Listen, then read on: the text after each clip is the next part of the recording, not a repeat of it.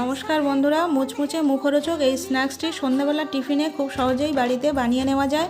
তেল হালকা গরম হয়ে গেলে দিয়ে দিতে হবে গোটা জিরে, কালো সর্ষে, হিং, কারি পাতা, আদা, কাঁচা লঙ্কা কুচি, 1 চামচ সাদা তিল। এবার গ্রেট করে রাখা আলু, গাজর, একটা টমেটো কুচি দিয়ে দিতে হবে, 1 চামচ জিরের গুঁড়ো, গরম মশলা গুঁড়ো। কিছু সময় নাড়াচাড়া করার পর 2 বাটি জল এখানে আমি দিয়ে দিচ্ছি। এবার দিয়ে দেব চিলি ফ্লেক্স, জোয়ান, ধনেপাতা কুচি, পরিমাণ মতো লবণ। জলটা ফুটে উঠলে 1 বাটি সুজি এর মধ্যে দিয়ে দিতে হবে।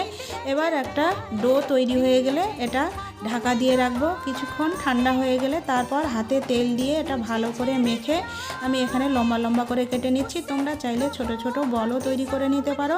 তেল গরম হয়ে গেলে লাল লাল করে ভেজে এগুলো টমেটো সস বা ধনেপাতার চাটনির সঙ্গে পরিবেশন করলে খেতে কিন্তু খুবই ভালো লাগে। রেসিপিটি ভালো লাগলে অবশ্যই একটা লাইক করবে, চ্যানেলটি সাবস্ক্রাইব করে আমাদের পাশে থাকবে। ভালো থাকবে, সুস্থ থাকবে। নমস্কার।